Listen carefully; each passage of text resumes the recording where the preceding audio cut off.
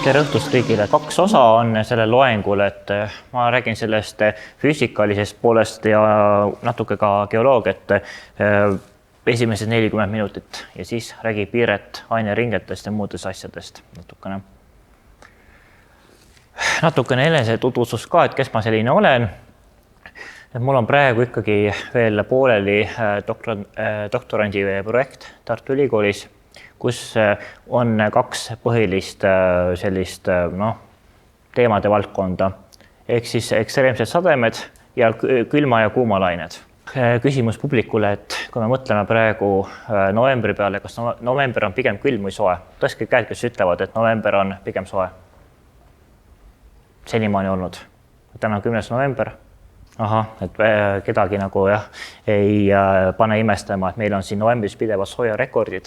1. novembril näiteks oli õhutemperatuur Tallinnas 14,1 kraadi, mis on viimase 200 aasta soojarekord. Nii et sellist ekstreemset novembrit nagu tänavu, viimati oli mullu, et nii sooja ja aega ei ole. Kujutage ette, näiteks 2010. aastal novembris oli -26 kraadi, et kui te panete võrdlusesse tänase +10 ja -26 kraadi, siis peaks olema nagu arusaadav, et praegu on ikkagi rekordsoe ilm. Täna ka ilmselt sooja rekord siis. See on siis mulle olnud selline põhiline uurimissuund just nimelt need ekstreemsed sademed, et see külmalainete ja kuumalainete asi ikkagi mul doktoritöösse ei tulnud. Sademete kohta ka, et mul on siin viimased 2 slaidi on ka ekstreemsete sademete kohta, aga siin pildi peal on näha siis minu juhendaja Piia Posti pilt Võrust, kus siis on näha, et on selline üsna udune pilt, mis siin on näha, see on 9. jaanuari 2005 torm, kus siis oli see Pärnus rekordiline siis selline veetõus 2,75 meetrit üle merepinna, sellise keskmise, ja siin on siis näha, sisemaal oli siis selline märg lumi ja tuiskas. Et see läheb ka siis sellise sademete ekstreemsuse alla.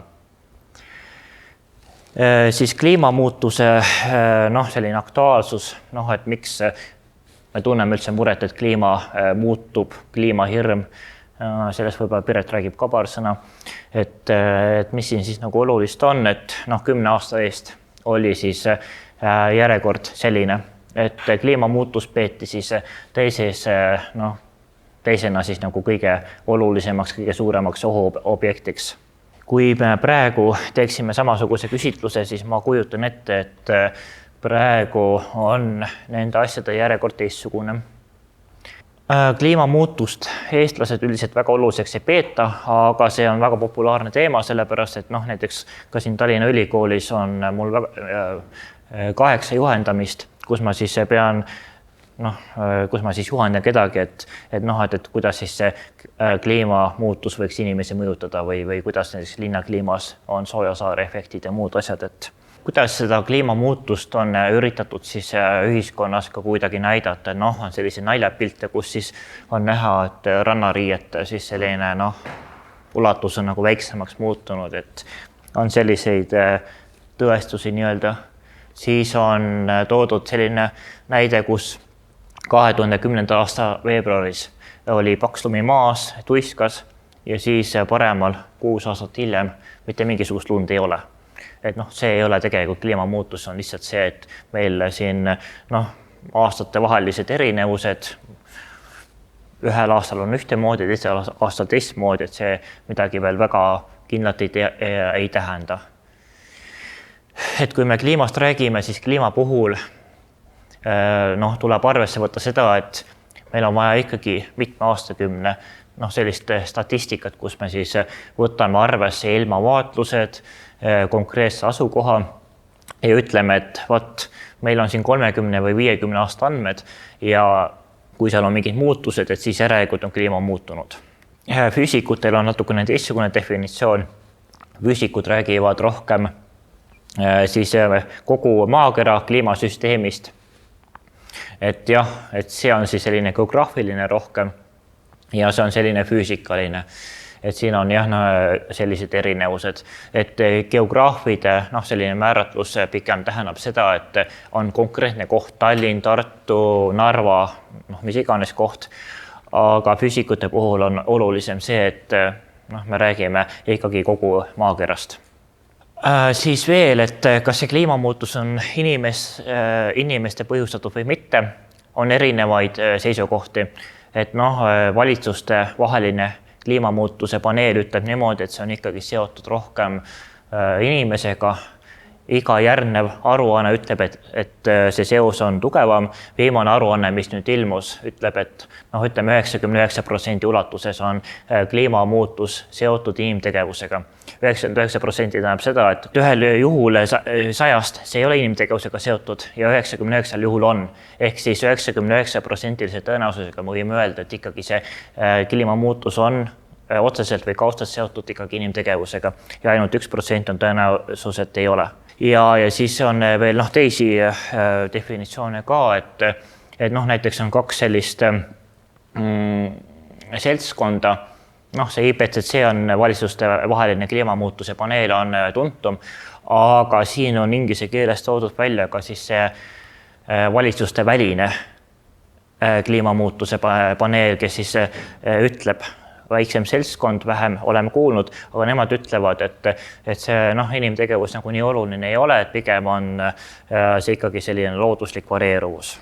Ja nende arvamus nüüd viimase 10 aastaga, kui me siin võtame tagasi, et 2011 jah, et kui me räägime nagu sellest, et mida inimesed arvavad, milline siis see seisukoht on ka rahva hulgas, et see selline seisukoht tegelikult valitseb ka seal IPCC aruandes ehk siis valitsuste vahelises kliimamuutuse paneelis, mis läheb siis siia alla, aga tegelikult see teine seltskond ütleb, et et ikkagi need looduslikud tegurid siis on nagu olulisemad. Et mis iganes nagu ei ole kas vulkanism, näiteks vulkaaniline aktiivsus või mingisugune muu asi, et peame neid põhjusi kuskilt mujalt otsima. Siia graafikule, see on küll inglise keelne, aga ma olen siia siis koos Tõnu Meidlaga, üks Tartu Ülikooli geoloog, on siis kokku pannud erinevad siis nähtused, kus on siis ajaskaala siin telel ja siis selline ruumiskaala, et kogu maakera kuni siis päris sellise kohaliku skaalani ja siis miljardites aastates kuni siis sekunditeni välja. Ja mis me siin näeme, et kui me vaatame näiteks neid atmosfääri koostist, et siis see skaala peaks jääma kuskile siia mõne sajandi hulka, võib-olla mõned tuhanded aastad. Ja edasi, et kliimamuutus, et see peaks jääma siis mõne 10 aasta siis sellisesse skaalasse, et siin on siis nagu näha, et kuidas siis ühed või teised nähtused, mis need skaalad on. Et kui me räägime siin igapäevasest ilmast, et see igapäevane ilm, maavärinad, vulkaanipursked on siin mõned sekundid kuni mõned aastad. Vulkaanipursete puhul ka võib-olla isegi mõned 10 aastad, siis sellised kliimamuutuse teemad, need jäävad siin mõne 10 aasta hulka. Atmosfääri koostis jääb ka sinna mõne 10 kuni aastast kuni mõne 1000 aasta juurde. Jääajad 10 000 aastad, laamtektoonika 10 000 aastad kuni siis seal mõned miljonid ja rohkemad aastad, et jah, et sellised asjad. Kui me räägime natukene maast ka, et miks üldse nagu uurida maad kui süsteemi, et miks see nagu tähtis on, miks rõhutatakse inimtegevust. Esimene asi on see, et muutumine on paratamatult loomulik olek, et siin ei ole midagi teha, et me ise inimestena muutume, muutub ka kliima, muutub ka mandrite asetus, kui me võtame piisavalt pikka aja. Kuid küsimus on nüüd see inimtekkelise ja loodusliku osa määratlemises, et kui tahame näiteks rääkida, et inimtekkeline kliimamuutus, et siis me peaksime kuidagi inimtekkelist ja looduslikku osa siis nagu lahutama. Aga mismoodi seda määratleda, et see on nagu selline suur vaidlusküsimus. Inimtegevus ei ole loodusest isoleeritud. Järelikult ikkagi inimtegevusel on ka mingisugune mõju, aga kui suur, et see on nagu ise omaette küsimus, et siin peaks nagu mõtlema jah, et palju see on, et mõned ütlevad jah, et ütleme IPCC aruandes oli seal 99%, mõned ütlevad, et 8% on ka arvamus, et ainult see 0,6%, aga paratamatult ikkagi inimtegevus on mingil määral kliimasüsteemiga mõjutanud, et sinna pole midagi teha.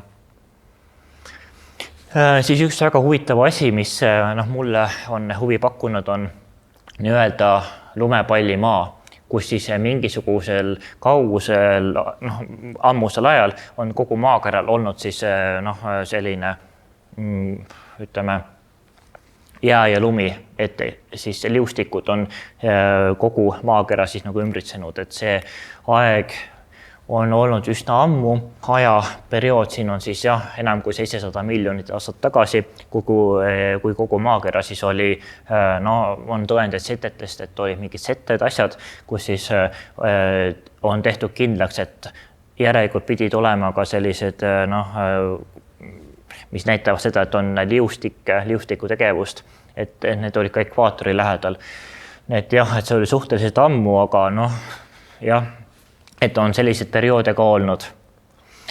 Ja miks see oluline on, et need nii-öelda kliimamurdepunktid, et kuidas on võimalik, et mingitel hetkedel maakeral oli siis jää igal pool kuni ekvaatorini välja ja siis mingitel hetkedel oli näiteks see, et näiteks polaaraladel ei olnud üldse jääd, oli soe vesi, lähistroopiline kliima, et on ka sellised perioode olnud.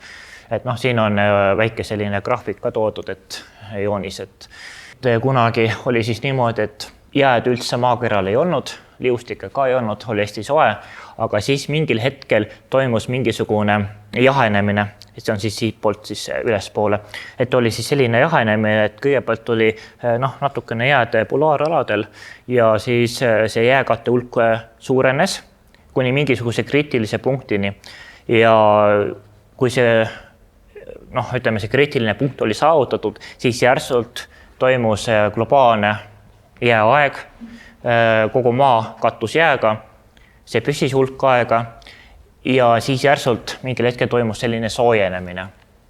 Ja siis hakkas see globaalne kliima nagu jahtuma, et kui seda skaalat siin vaadata, et pluss 50 kuni miinus 50 kraadi, siis kujutage ette, et kuskil siin 750 miljonit või 700 miljonit aastat tagasi oli maakera keskmine temperatuur miinus 20-30 kraadi ja siis mingil hetkel oli globaalne keskmine samavõrra kõrgem.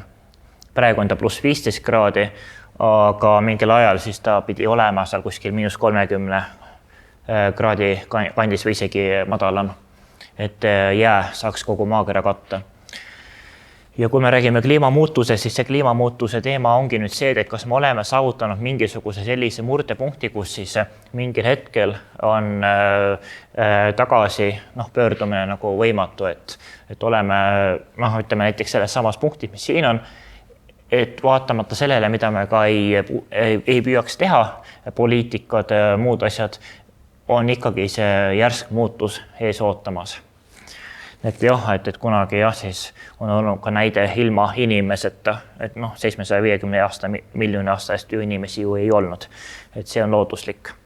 Ja väga palju on räägitud ka nendest kliima, kuidas ma ütlengi, konverentsidest, Pariisi kliimakokkuleppe, et peaks olema alla 2 kraadi see kliima eesmärk, et kui me seda eesmärki saavuta, see kliimamuutuse tõttu globaalne keskmine temperatuur tõuseb üle 2 kraadi, et siis on nagu väga pahasti, et siis oleme nagu selles kliimamurdepunktis ja see on pandud kuskil sinna 2 kraadi juurde. Ja kui seda eesmärki saavutata, et siis on väga suur, et keskkonnamõju, majanduslikud kulud ja nõnda edasi. Ja siin on veel see asi ka, et sellised looduslikud puhvrid kaotavad oma siis võimene siduda siis näiteks süsihappegaasi ja metaani, et selline asi tekib ka. Aga see on juhul, kui siis seda ei saavuta ja praegu tundub, et see eesmärk jääb saavutamata. no inimtegevuse mõju, et ma siin välistest teguritest väga palju räägi, orbiidiparameetrid ja muud asjad, aga inimtegevust on siiski vaadeldud välise tegurina. Noh, näiteks kasvõi see kasvuhoonegaaside paiskamine atmosfääri. Tegelikult siin on ka veeaur hästi oluline, et kliima soojenemise tõttu siis on aurumine suurem ja rohkem veeauru siis tuleb atmosfääri. Ja veeaur muide määrab ka kõige suurema osa kasvuhooneefektis umbes 60%, et kui süsihappegaas määrab ainult 26%, siis see veeaur panustab tervelt 60%, nii et see veeaur on palju olulisem kui kasvuhoonegaas, aga veeauruga pole mitte midagi ette võtta, sellepärast et aurumist me ju ei peata ja veeringet me ka kuidagi mõjutada ei saa, et siis tegeletakse muude asjadega nagu metaan, naerugaas, süsihappegaas ja muud asjad. Kasvuhooneefekti kohta nii palju ajalugu, et esimesed teooriad olid 200 aastat tagasi umbes, aga tõsisemalt kerkisid nad päevakorda ikkagi 20. sajandi alguses. Kasvuhooneefekti peeti 1960-ndateni kasulikuks isegi. Hiljem hakati nägema ohumärke, et kui 90. aastatel hakati IPCC aruandeid välja andma, siis öeldi ka, et tegelikult see kasvuhooneefekt ei ole hea asi, et peaks seda kuidagi vähendama. Aga selle kasvuhooneefektiga muidugi see asi, et ilma selleta oleks meil maakera keskmine temperatuur -18 kraadi, praegu on ta +15, nii et kujutage ette 33 kraadine erinevus. Ja kui maakera keskmine temperatuur oleks -18, siis poleks ilmselt maismaal elu väga võimalik. Et kasvuhooneefekt iseenesest on hea asi, aga muret tuntakse selle osas, et kui palju inimtegevus seda mõjutab, et see on see probleemkoht. Süsihappegaas, seda peetakse peamiseks muretekitajaks, on igasuguseid graafikuid, kui palju seda süsihappegaasi on igasuguseid neid heitmekoguseid asju, et jah, aga jah, et süsihappegaas on pannud 26% tegelikult sellest kasvuhooneefektist, nii et see veeaur on olulisem 60%. Kasvuhoonegaaside arvestusse ei panda, et kasvuhoonegaaside arvestuses on ikkagi ainult need ained peamiselt. Süsihappegaasi kohta ma võin veel öelda seda, et need mõõtmisi globaalselt on tehtud umbes 60 aastat, on seotud majanduskasvuga, peetakse väga saastavaks, sest nad on seotud fossiilsete kütustega. Et kui vaadata siin seda graafikut, siis on näha, et süsihappegaasi hulk on tegelikult aastate jooksul pidevalt kasvanud. Siin on näha ka sellised võnkeid, et talve jooksul süsihappegaasi hulk kasvab, suvel ja sügisel väheneb. See on seotud sellega, et põhja poolkeral on rohkem maismaad, taimekasv, fotosüntees, et sellised asjad, et siis neelatakse seda süsihappegaasi. Ja talvel siis, kui lagunemisprotsessid on maakeral ülekaalus, see on siis praeguses ajast võib-olla kuni aprillikuuni on siis jällegi süsihappegaasi kasv ülekaalus. Siin on üks pilt ka sellest ka, et kui siin 2018. aasta oktoobris oli 406 ühikut, siis praegusel ajal on see tõusnud juba enam kui 410 ühikule, nii et ikkagi see kasv on ikkagi päris suur. Nii et siit tuleb see kenasti välja. Ja tegelikult veeauru kohta saab ka samasugused graafikuid tuua, et ka veeauru hulk on kasvanud selle ajaga atmosfääris.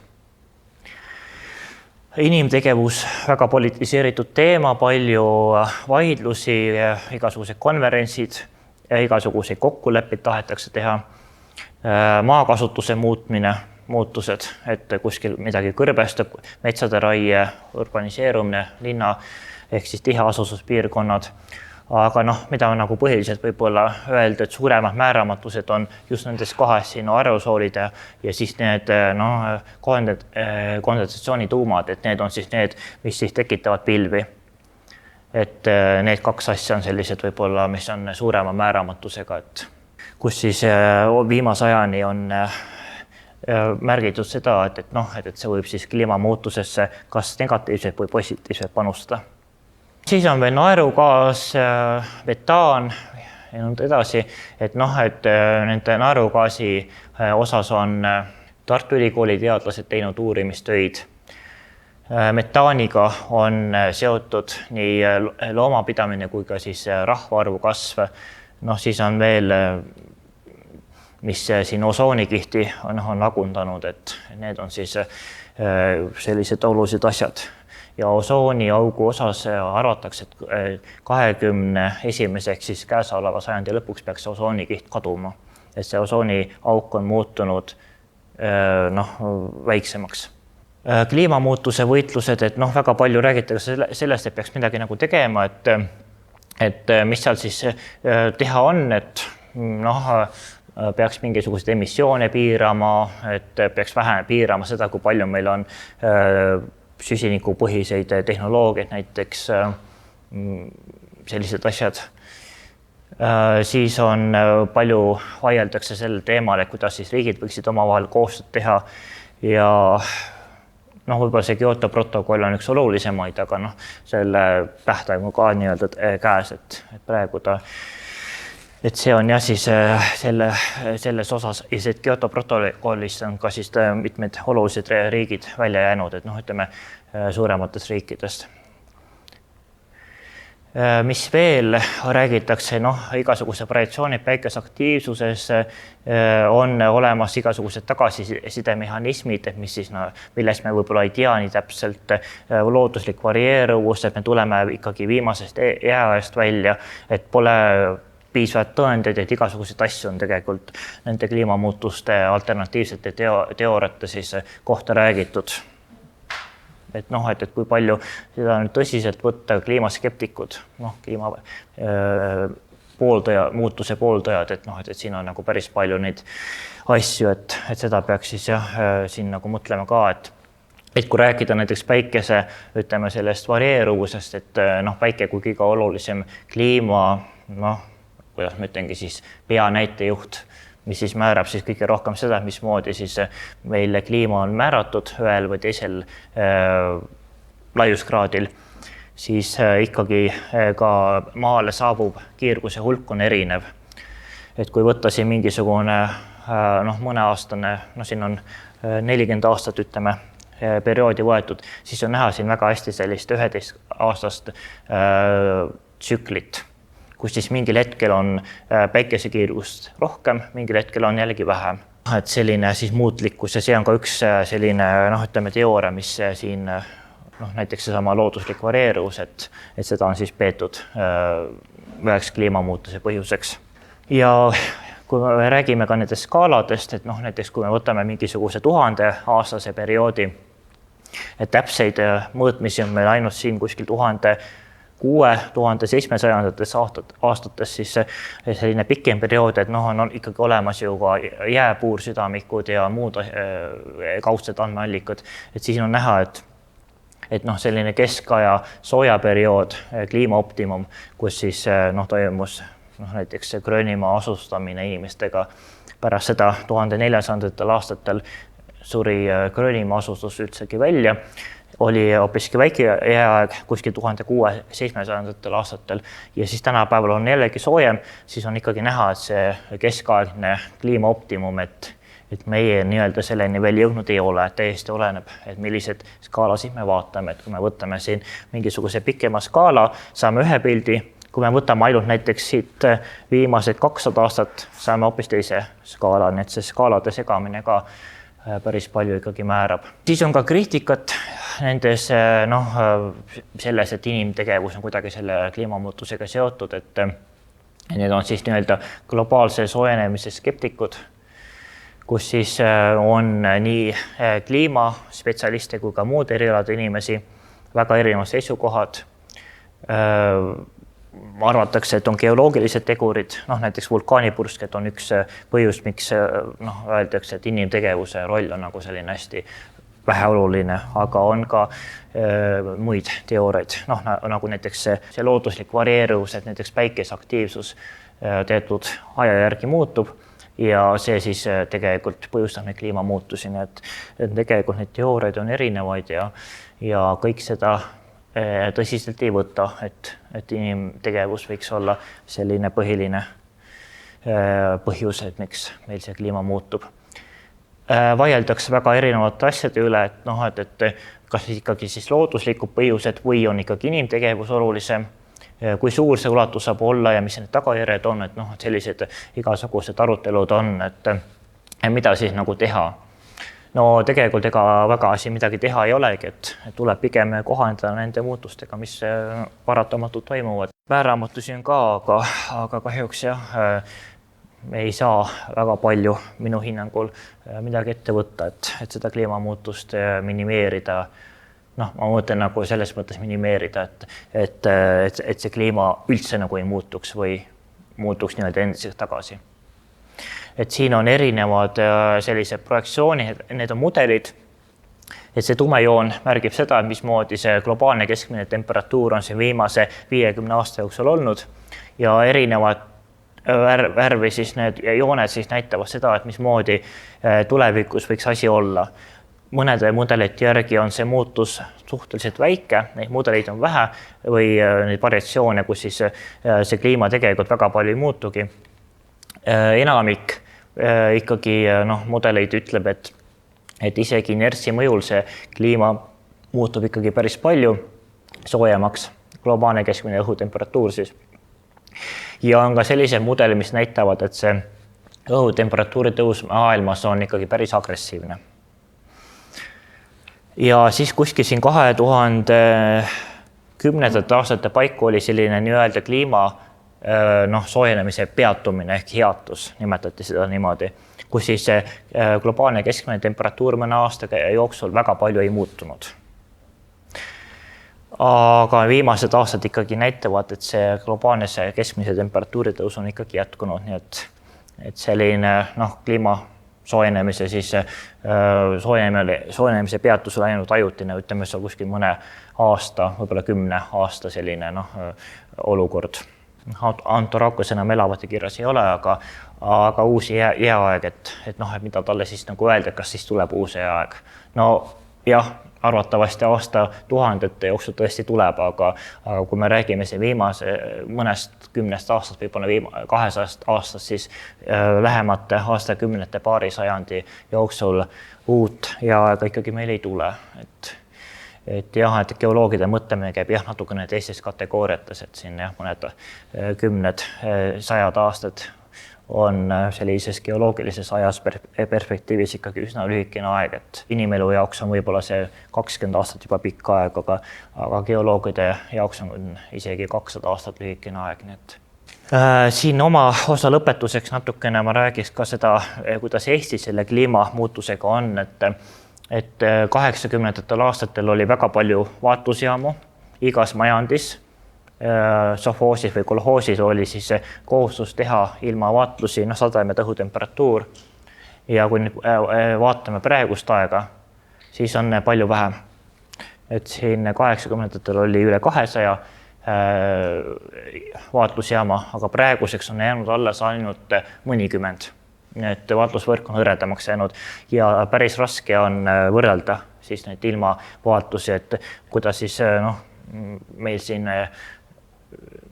et kui me vaatame, kus siin, et näiteks võtame kas või siit Jõgevamaa, et Jõgevamaal on ikkagi neid vaatluskohti jäänud varasema 20 asemel ainult, ütleme 3-4 tükki. Tiirikoja ja Jõgeva ja Tooma siis on olulisemad. Et jah, et päris raske neid kliimamuutusi võrrelda, aga siiski meil see kliimamuutus on oluline, sest temperatuur on tõusnud. Kui me mõtleme, et millal meil lumi maha tuleb, et tavaliselt vanasti peeti ju novembrit ja talvekuuks, aga nüüd on pigem talvekuu, ma ei tea, jaanuarikuu, et lumi tuleb hiljem maha, siis on, mis siin veel, selline tormine aeg on ka hilisemal ajal, talved, kevad on läinud soojemaks. Et jah, et selline aastaaegade nihe on toimunud. Et kui seda graafikut vaadata, siis siin on ka näha, et selline aasta keskmine temperatuur on ikkagi viimase 150 aasta jooksul läinud kõrgemaks. see peenikene joon näitab konkreetse aasta keskmist temperatuuri, on näha, et mingitel aastatel on väga soe olnud, et kuskil siin 30ndate esimeses pooles on väga soojad aastad olnud. Siis näiteks siin 70ndatel on mingid aastad hästi külmad olnud, 80ndate lõpus on ka külmad olnud, aga 80ndate lõpus, 90ndate alguses on jällegi väga soojad aastad olnud, nii et see temperatuur on ka muutub aastasse väga palju, aga selline üldine trend on siiski tõusev ja näha ka, et mingid aastad on soojemad, mingid aastad näiteks siin on jällegi külmemad keskmisest, et selline muutlikkus on päris suur. Ja sademete hulgas on ka tõusutrend täiesti näha, et on näha, et mingid aastad on siin niiskemad, mingid aastad on kuivemad, niiskemad, kuivemad jällegi, niiskemad, et sellised nagu tsüklid on olemas, aga see aastate vaheline varieeruvus see peene joonega, et see on ikkagi suhteliselt suur. Ja siin peab olema meil ikkagi väga täpselt ja pikalt andmeid, et tuua järeldusi, et kas meil on kliima muutunud siis näiteks niiskemaks. Võib öelda, et on niiskemaks läinud küll ja peamiselt talve ja talvekuude arvelt siis. Ja mis veel öelda, et talved on lühemad, üle-eelmisel talve lund ju peaaegu üldse ei olnud, lumikattega päevade arv on 26 päeva võrra vähenenud, näiteks kevad algab varem, sest ei kulu soojust lume sulamise, jää sulamise peale. Märts on pigem kevad kui talvekuu, et need on muutused. Ja kui käia looduses ringi, siis looduses võib näha, et väikseid tammepuid on rohkem, sellepärast et soojemas kliimas rohkem Kesk-Euroopale sarane, et nendes väiksema, et selles soojemas kliimas on siis laialehiste puude tingimused kasvamiseks paremad. Need Mait Sepp, üks minu Tartu kolleeg, on seda teemat natukene uurinud, et kui meie Eesti ja ütleme Soome lõunaosa jääb tamme põhjapiirile, siis paistab, et meil on neid tammesid hakanud rohkem olema. Viimase slaidina ma näitan veel seda ka, et mis need tuleviku stsenaariumid on, et kõige optimistlikum on siis nii-öelda see, kus siis sinise, nii palju kui siit näha on näha, et aasta keskmine temperatuur nagu väga palju ei tohiks tõusta, aga kõige äärmuslikum stsenaarium näitab seda, et aasta keskmine temperatuur tõuseb päris palju ja meie kliima hakkab saranema võib-olla sellele, mis on Norra, lõunaosa, läänerannikul, Iirimaal, Šotimaal võib-olla. Et siin ma näitan seda ka, et mis see tuleviku aasta, ütleme sajandi lõpu, siis kliima võiks meil olla, et kui ma praegu asume kuskil siin, ütleme, see joon siin, siis tulevikus sajandi lõpuks 2009. aastaks me asume umbes siin ja näha, see erinevus on ikkagi mitu kraadi ja see toimub just kevade ja talve soojenemise arvelt. Et siis tulevikus oleme siis tõesti kuskil seal nagu Šotimaa põhjaosas, et umbes selline asi, et see on nagu selline kõige agressiivsem prognoos, mis meil võiks siin sajandi lõpuks olla.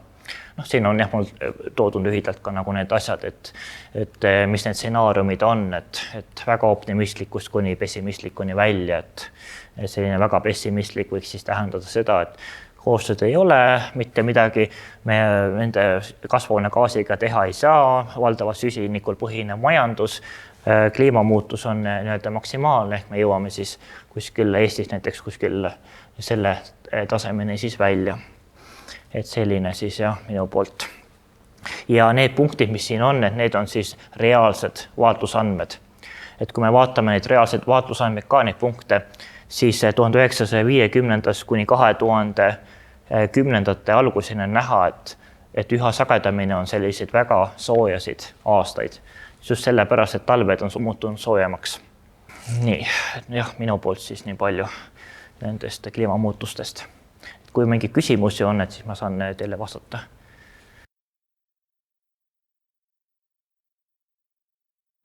See võrdlus on natukene sarane sellega, mis toimub vulkaanipurset ajal, kui on väga selline võimas vulkaanipurse, ehk see tuhk jõuab sinna stratosfääri, et on küll selline väike kuskil poolekraadine globaalne keskmise temperatuuri langus märgata, et täiesti on olemas. Et sellest piisab kuskil aasta-2, et transport ka on ju täiesti muutunud viimase 2 aasta jooksul. Et on selline muutus küll olemas, et see globaalne keskmine on, ütleme siin enne 2019. aastaga võrreldes umbes pool kraadi madalam. Et ikkagi on märgata. Tere! Mina siis olen Piret Vaht, tulen ka teie juurde Tallinna Ülikoolist, et mina siis tegutsen keskkonnakorralduse valdkonnas, ehk siis olen keskkonnakorralduse lektor. Minu uurimisteemad on pigem seotud mullaga, mulla elustikuga ja natuke rohkem ka selliste linna rohealadega, looduspõhiste lahendustega tänapäeval. Nii et püüame selle teema kuidagi siia ära põimida ja paratamatult minuga mullast väga kaugele ei saa. Nii. Võib-olla jah, kui Jüri siin peamiselt rääkis sellest, mis meil see süsinik seal atmosfääris kõik teeb, pahandust ja head, siis mina tegelikult keskenduks sellele muule osale, et tegelikult meil on süsinikku mitmel pool mujal ka. Et meil on süsinikku väga suures koguses kivimites, meil on teda palju ookeanis, lahustunud kujul kui ka põhjasetetes. Meil on kindlasti siis süsinikku meie fossiilsetes kütustes, mis on nagu kurja juur, Aga siis on meil kindlasti mullas arvestatavad kogused süsinikku ja siis muidugi igasuguses biomassis, ka meis. Me sööme ju ka taimi sisse ja saame süsinikku ehitama oma biomolekulile. Ja küllap taolisi süsinikuringe jooniseid olete ennegi näinud, et mõni asi siin lihtsalt meelde tuletuseks, et eks see kõik on selline fotosüntees, siis hakkab siin mineraliseerumine. Kõigepealt taimed hakkavad oma kudesid kasvatama, siis keegi sööb selle taime ära, siis need lõpuks surevad ära, hakkavad muudkui lagunema, toimub mineraliseerumine, osa siis sellest mineraalainetest saavad taimedele uuesti toiduks, aga teisest küljest siis mulda, see humifikatsioon on siis see, mis aitab seal süsinikul sinna mulda koguneda. Ja kui väga pikalt saab selline protsess toimuda, siis võivad ka tekkida seal lõpuks need fossiilsed kütused ja erinevad settekivimid näiteks. Ja siis jälle läheb see ring uuesti käima. Mulla puhul siis on selline oluline põhimõte, et me tahaksime väga, et terves mullas oleks siis süsinikku stabiilselt või teda natuke oleks seal iga aasta rohkem, ehk see süsinikubilanss oleks positiivne, mitte negatiivne. See tähendab, et taimed ei tohiks näiteks ära tarvitada teda sealt piisavalt palju, aga näiteks ei tohiks sealt lenduda süsinikku.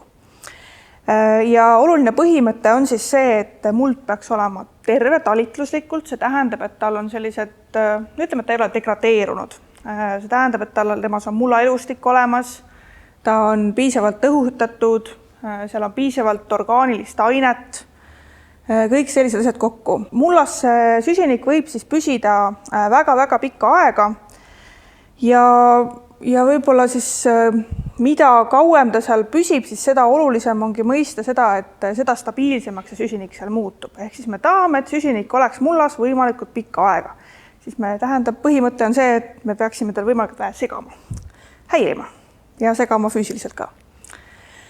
Et kui see kõik saab toimuda, siis põhimõtteliselt klassikaline mulla profiili joonis ABC, mulda tekib juurde, see on hea, siis on viljakus ka parem, taimed saavad suuremaks kasvada ja kõik justkui on väga selle poolt, et süsinikku võetakse atmosfäärist rohkem ära.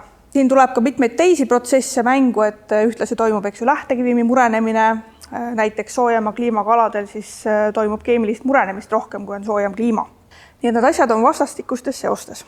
Siin siis on toodud nüüd näited sellest, et siin vasakul pool on siis süsiniku varu ja paremal siis need on, et kui suured on emissioonid.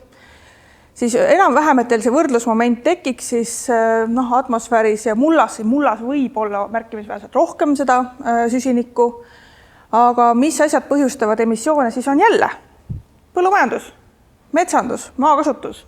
Nii et jälle tuleb mängu see, et midagi selle mullaga toimub, ehk siis see liikumine on ühele poole ja teisele poole. Küsimus on, et kas ta on tasakaalus või mitte. Praegu paraku tundub, et pigem mitte. Ehk siis meie mullad, meie märgalad, ka meie mingil määral võib-olla ka võib öelda, et ka meie sellised rannikualad on tegelikult päris suured emiteerijad. Nii et meil on vaja tegutseda mitte ainult siis nende inimfaktoritega, et saada inimesi autost loobuma või keerama oma elektritootmist kuidagi rohelisemaks, vaid väga palju peab ära tegema tegelikult ka keskkonnakaitses, ökosüsteemide taastamises ja säilitamises ja parandamises. Ja muidugi neid ka Jüri natuke mainis, ja et lisaks siis süsihappegaasile ka looduslikest allikatest eraldub siis ka metaani ja naerugaasi. Et siin on siis tegemist selliste mikroobsete protsessidega. Jällegi mingi organism tarvitab, lagundab mingisugust taimset loomset materjali, tema elutegevuse käigus neid tekib, neid ühendeid. Küsimus, et valdavalt need 2 tükki siis tekivad anaeroobsetes tingimustes, ehk siis mingi selline liigniiskuse olukord on seal mullas. Naerugaasi puhul siis tähendab ka seda veel, et seal on ka liiga palju toitaineid, kus need liiga palju toitaineid tulevad väetamisest, liigsest väetamisest valel ajal.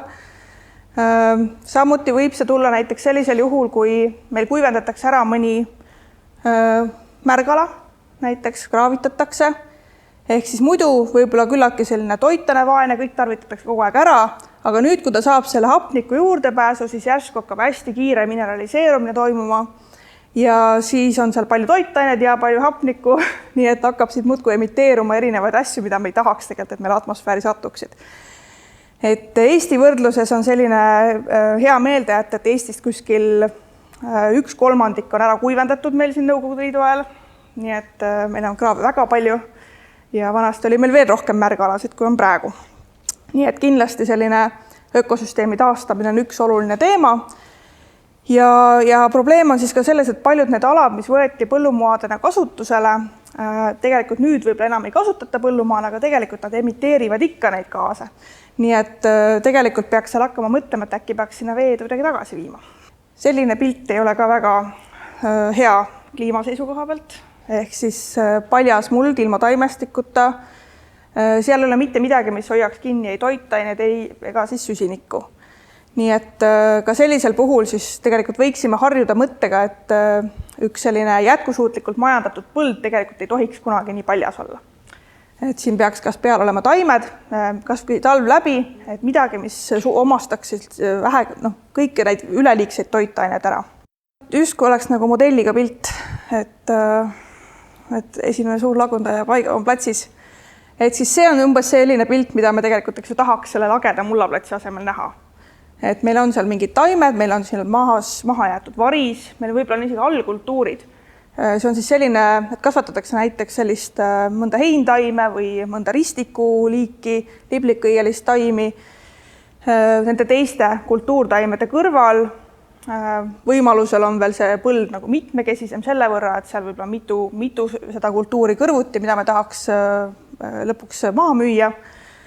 Et see oleks mitmekesine ja siin oleks palju orgaanilist ainet, mis omakorda aitab siis reguleerida niiskustingimusi, õhustustingimusi, mullaelustikule annab toitu, ehk saaks toimuda kõik need head protsessid ja vähem neid halbu protsesse. Mõned protsessid ja tegevused, et mis siis seda süsinikuvaru mullas mõjutavad, kindlasti fotosüntees, eks ju, taimed, aga ka mullavetikad, ka nemad ei ole vähem olulised. Üks põhimõte ongi see, et säilitada muldi, hoida nende kvaliteeti. See tähendab ka näiteks linnas, et me iga viimsetki mullalapikest me ei kaeva üles ja ei ehita sinna maja asemele, vaid võimalusel näiteks ehitame kitsama maja või valime, kuhu me selle maja ehitame paremini, et kõik need otsused ei lähtuks ainult rahanumbritest. Kuivendamise vältimine, see, et toetada siis sellist orgaanilise aine rohkust, mis see tähendab? See tähendabki seda, et kui kasvatad mingit saaki, siis kasutad orgaanilisi väetisi, haljasväetisi, mis haljasväetis on näiteks siis selline mõni rohekat värvi siis kultuur, näiteks heintaimed, mis on ära niidetud lihtsalt, või ka liblikõielised näiteks võivad olla. Mida see võiks linnaruumis tähendada? Näiteks see, et ei riisuta ära lehti. Sügisene aktuaalne teema, et ei ole tegelikult vaja. Ja teistpidi, mis siis põhjustab erinevate süsinikuühendite siis lendumist, mulla segamine, kündmine, ehk mida vähem saab mulda künda või kaevata, seda parem. On põllumajanduses olemas sellised erilised lõiketerad, millega siis põhimõtteliselt lõigatakse põllu sisse auk sisse. Sa saad need seemned sinna ka istutada.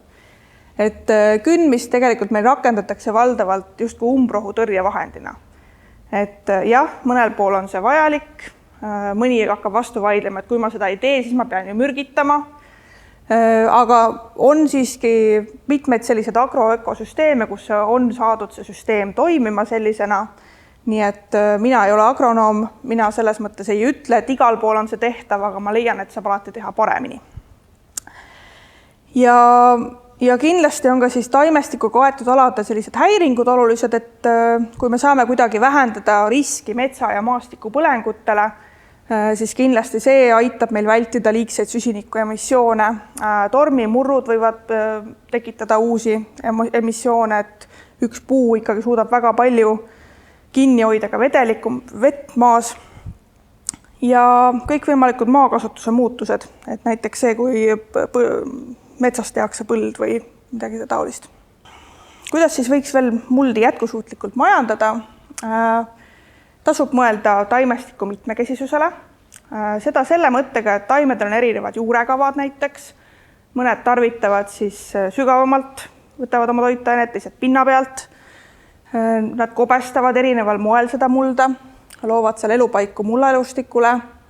Võib-olla nad tahavad ka erinevas koguses erinevaid toitained, ehk siis jällegi nad ei võta üksteiselt nagu toitu ära, täiendavad üksteist. Mida vähem siis häirida seda mulda, seda parem. Kündmine, kuivendamine oleks need põhimärksõnad võib-olla. Rohkem orgaanilist ainet lisada. Kindlasti ka erosiooni vältida, et erosiooniga ei liigu ära mitte siis ainult süsinik, vaid ka paljud kasulikud toitained. Ja seal meid aitaks just see, et meil ei oleks seda paljast mulda, meil oleks seda pidevalt taimestatud, meil oleks mingid tõkkeribad taimestikuga näiteks veekogude servades, mis just aitaksid siis toitainete liigset pääsu veekogudesse. Ja mulchimine on hea selline, nagu sellel vihmaossiga pildil enne oli ka, et selline põhk oli laotatud siis sinna taimede vahele näiteks. Ja vähem mürke, ehk siis taimekaitsevahendid näiteks, pestitsiidid, erinevad, et ka see siis, ja kui need on vaja kasutada, siis kasutada võimalikult kitsaspektrilisi, mis on siis ainult ühele taimele või taimegrupile mõeldud või mõnele konkreetsele kahjurile, mitte kindlasti siis sellised, mis kõik ära hävitavad. Et ka seal nagu halbade seast on ka paremaid valikuid võimalik teha. Sellega, et me siis tegeleme tegelikult mulla orgaanilise süsiniku koguse suurendamisega, leitakse, et siis see on üks kõige kulutõhusamaid viise tegelikult meil kliimamuutustega nii kohaneda kui leevendada neid. Et muuhulgas on see seotud mitmete teiste probleemidega, näiteks nagu kõrbestumine või siis maa degradeerumine ja lõpuks toidujulgeolekuni välja, et see võib-olla eestlasi väga nii ei kõneta, aga mujal maailmas just see, et tegelikult teadlikumalt hakatakse maad harima, sinna rohkem orgaanilist ainet sisse viima, võiks tagada selle, et ka need väga haavatavad kogukonnad suudavad endale paremini ise toitu kasvatada. Ehk siis just see, et me ei anna mitte kala, vaid anname õnge, õpetame näiteks paremini jätkusuutlikumalt muldi majandama. Et sellega tegeleb väga aktiivselt näiteks meil ÜRO Toidu- ja Põllumajandusorganisatsioon. On ka siis kliimamuutustel omakorda mõju sellele, mis mullas toimub. Et üks näide on jällegi seotud kuivendamisega, näiteks selline meie oludes siis põuaperioodide sagenemine võib kaasa tuua olukorra, kus meil siis muidu peaaegu terved rabakooslused näiteks võivad veetase alaneda ja seetõttu jällegi hakkavad toimuma need ebasobivad lagunemisprotsessid seal. Aga märksa võib-olla isegi meile vähem hoomatav probleem on siis igikeltsaga seotud. Et siin kindlasti siis toimuvad nii selline nõiaring, isegi võiks öelda, et kui meil on soojem, siis igikelts hakkab sulama või ta püsib aastas vähemat aega. Et igikeltsaks nimetatakse sellist ala, mis on vähemalt 2 aastat järjest jääs. Ja need protsessid, mis selle kõigega siis seotud on väga-väga mitmekülgsed, et mis seal siis juhtuma hakkab, ongi siis see, et ala, mis varem oli näiteks aastaringselt jääs, nüüd seda enam ei ole, nüüd ta on liig niiske, siis seal hakkavadki toimuma need pahad protsessid, kus eraldub naerugaasi ja metaani näiteks ja süsihappegaasi. Ja see omakorda siis panustab sellele, et oleks veel soojem, mis omakorda põhjustab seda, et sealt tuleb veel rohkem neid gaase välja ning selline väga-väga keeruline olukord.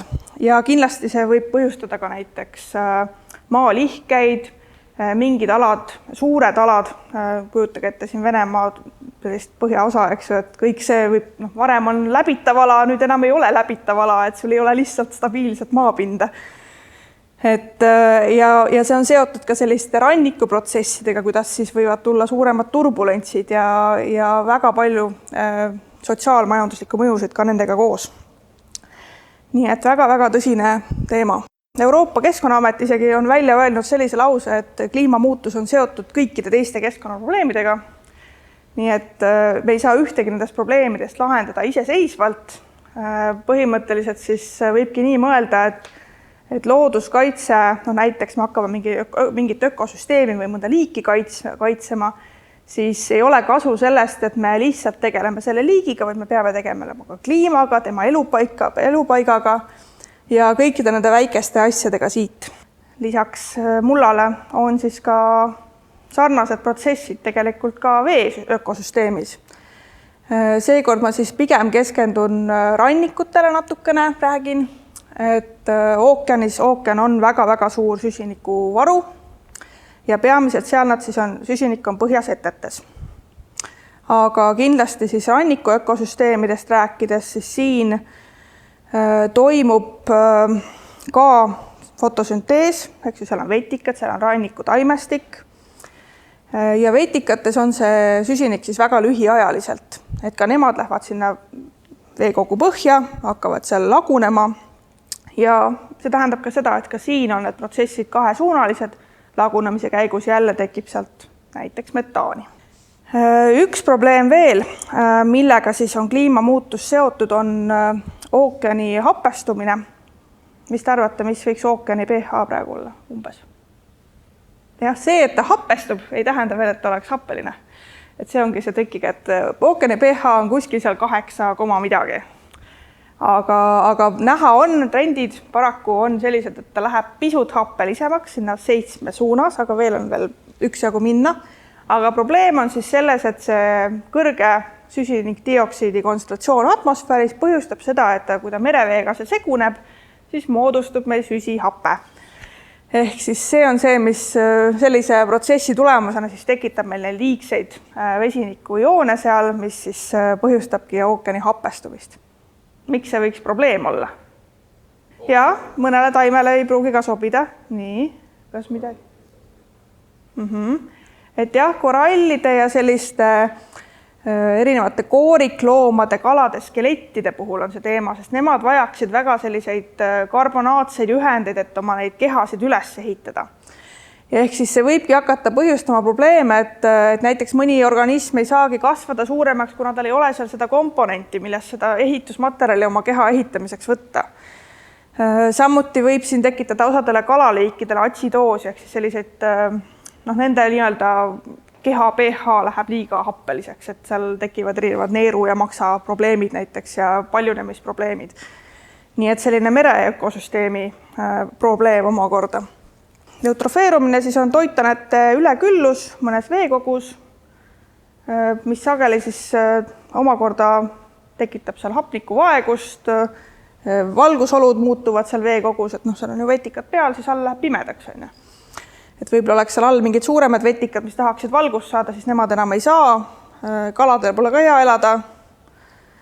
Osad elustikugrupid ei kannata sellist väga toitanete rikast keskkonda. Aga siis ongi olukord selline, et sellisest toimiv ökosüsteem, ideaalsel juhul, kui ta ei ole eutrofeerunud, tal on kõik väga hästi, siis ta toimib pigem kui süsinikuvaru. Süsinik saab sinna põhjasetetesse koguneda.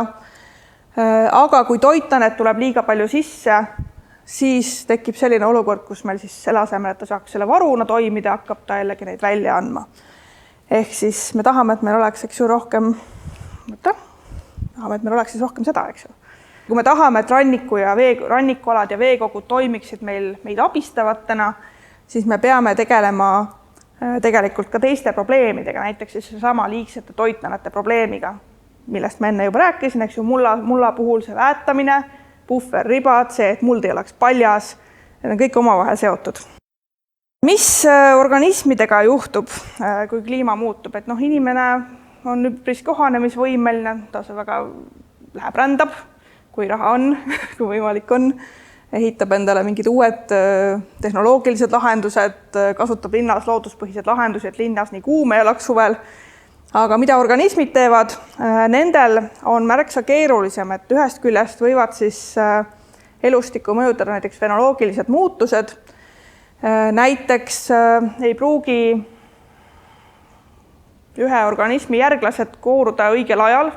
Ühed võib-olla on mõjutatud näiteks temperatuurist, seavad oma paljunemise selle järgi, teised jällegi valguse järgi, need ei pruugi ühtida.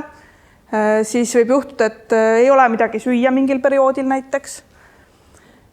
Samuti võivad siis olla probleemid sellega, et kust ja mis aladel saab minna toitu hankima, näiteks kogu see igikeltsaga ala, et kui ei ole võimalik seal liikuda või siis see klassikaline jääkaru näide, eks, et jääd ei ole, mida mööda liikuda kaugemale merele. Aga kindlasti püüavad ka nemad liikuda, lähevad sinna, kus neil on sobivam, ehk siis näiteks pooluste suunas või mägedesse, sinna, kus on toitu, vett ja elupaiku. Probleem on siis selles, et sageli võtavad nende koha mingisugused invasiivsed liigid, mis võivad ka kaasa tuua veel patogeenid ja parasiidid. Ehk siis sellel kohalikul liigil läheb seal veel keerulisemaks. Kes on pildil? Lemming, väga tubli. Et miks mul lemmingu pilt siin on? Et lemming on siis üks sellistest, tema on nii-öelda vahelüli. Et probleemiks pigem on meie tavalised punarebased, kes siis meil Skandinaavias muudkui kolivad sinna ülespoole järjest. Väga armastavad lemminguid süüa. Looduslikult on nad pigem polaarrebaste toit, aga siis kuna polaarrebasel läheb järjest keerulisemaks, temale see kliimamuutus ei sobi, siis tungib peale teine liik, sööb eest ära toidu, on leplikum, saab paremini hakkama nende haiguste ja parasiitidega, kärntõvega ja muude asjadega. Nii et jällegi üks liik, eks ju, läheb eest minema. Aga kindlasti mõjutab organisme liike ka häiringute sagedus ja intensiivsus. Selleks võib olla näiteks põuad, et taimeliigi põuatundlikkus. Mõned liigid on võimelised kohanema, mõned ei ole. Nii et jällegi selline ebavõrdsus tekib. Stress, ka selline näiteks, et pikka aega ei ole toitu, pikka aega ei ole juua, teeb liigid vastuvõtlikumaks siis haigustele. Nende tervis võib halveneda, omakorda paljunemine võib olla häiritud. Ja on ka mitmeid selliseid sekundaarseid muutusi läbi nende kõikide teiste keskkonnaprobleemide. Et põlengud näiteks, et siin Kanadas küllap te kuulsite küll, mis siin suvel toimus, eks ju. Ja ega inimene ka puutumata ei jää.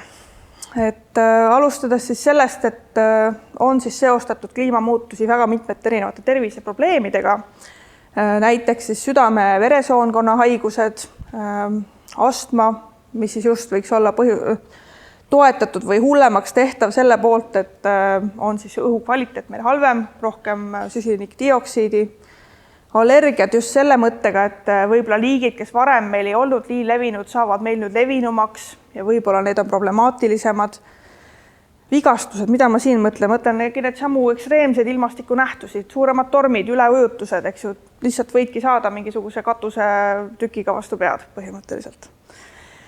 Aga kindlasti võib see siis mõjutada meie vee kvaliteeti. Võib-olla meil on see natukene keerulisemalt hoomatav, aga mitmel pool mujal on see väga aktuaalne, et ühest küljest võib see lihtsalt tähendada seda, et looduslikud veevarud kuivavad kokku mingil perioodil, aga see tähendab ka näiteks seda, et kui meil merevee tase tõuseb, siis osade saareriikide sageli vee kvaliteet võib muutuda soolaseks, eks soolane vesi tungib sinna nende põhjaveevarudesse. Mis asjad on vektorhaigused?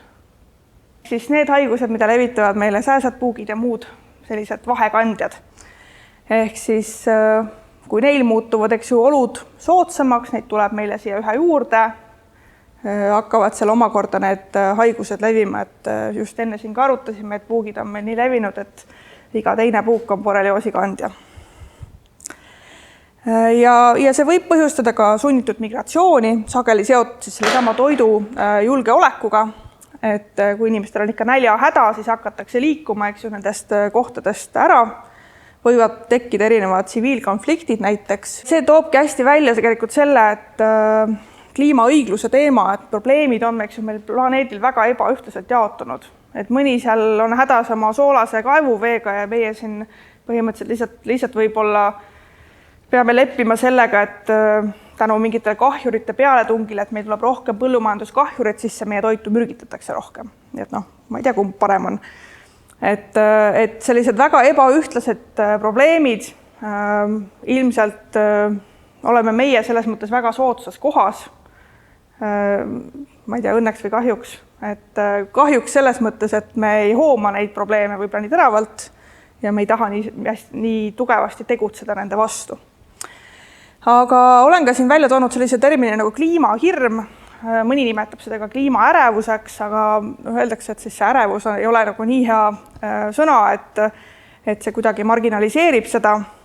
Aga tegelikult see on täitsa tõsine teema, et mitte ainult noored, vaid siis ka vanemad inimesed tegelikult tunnevad tõsist muret nende kliimateemade osas ja võite veel ette kujutada, mis võib-olla seal väikses vaeses riigis, kus sul on tõsiselt elu ja surma küsimus, see kliimaküsimus, et milline nende vaimne tervis on, et inimesed on väga murelikud, milline saab olema nende tulevik, nende laste tulevik, kas on süüa, kas on vett, kas on, milline on majanduslik heaolu, seda mõtleb Euroopa Liit, eks ju. Nii et see ei ole mitte vähetähtis ja see on tegelikult väga-väga levinud. Et küsimus siis ongi selles, et kas samal ajal, kui tuntakse kliimahirmu, tuntakse ka enda sellist valmisolekut midagi ära teha. Et kui see on olemas, siis üldiselt on hästi, siis see parandab ka seda vaimset poolt. Et meil tegelikult Eestis ja Euroopas on siin väga tugev see Fridays for Future liikumine, et väga tugev on võib-olla palju öelda, et ta on tegutsev ja aktiivne pigem.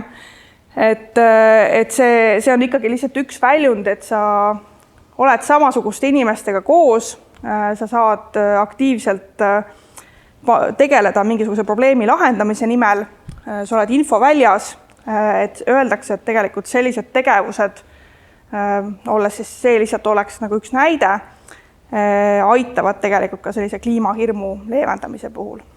Mida siis kõike teha? Emissioone võiks vähendada ja tasuks siis mõelda nende looduspõhiste lahenduste peale, mis on kõik need viisid, kuidas me saaks siis süsinikku vähemaks atmosfäärist, ehk siis me tegelikult tegeleme ökosüsteemide säilitamisega, kaitsega, säilenõtkus ehk toimetulekuvõime. Võimalusel siis püüame säilitada, rikastada ökosüsteemide mitmekesisust ja ka seda, et need ökosüsteemid oleks meil eritüübilised. Et ka agroökosüsteemis, et kõrvuti oleks näiteks erinevad põllud. Hoida liiasust tähendab seda, et oletame, et sa oled ettevõtte juht, sul on 2 raamatupidajat, palgad oleks vaja välja maksta, üks on haige. Siis on üle hea, kui sul teine ka on, kes saab palgad välja maksta. Et sama toimub ökosüsteemis, et kui seal mullas on 2 bakterid, kes suudavad sama funktsiooni täita, siis on väga hea, kui neid on 2, eks ju, mitte 1. Sest kui selle ühega peaks midagi näiteks kliimamuutuste oludes midagi juhtuma, tal ei ole hea olla, siis see teine saab need funktsioonid ikkagi ära täita. Ehk siis selline dubleeriv, et oleks sama funktsiooniga organisme, liike ja häiringute vähendamine, leevendamine, näiteks linnatingimustes, linna kliima, sellise koha kliima reguleerimine, et meil oleks rohkem rohealasid, aitab väga hästi. Ja õppimine vigadest. Kui me oleme aru saanud, et midagi ei toimi, midagi peaksime teistmoodi tegema, et siis me teeme seda. Nii et ma tänan kuulamast. Kas teil on küsimusi? Öeldakse, et kõige suurem säästja on, eks ju, ära saa vähem lapsi. See on klassika.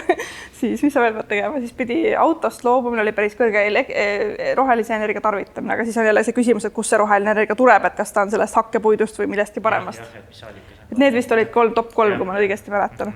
Aga ongi, et selline ökosüsteemi kaitse, et tegelikult mitte millegi tegemine sageli on see kõige parem, eks ju.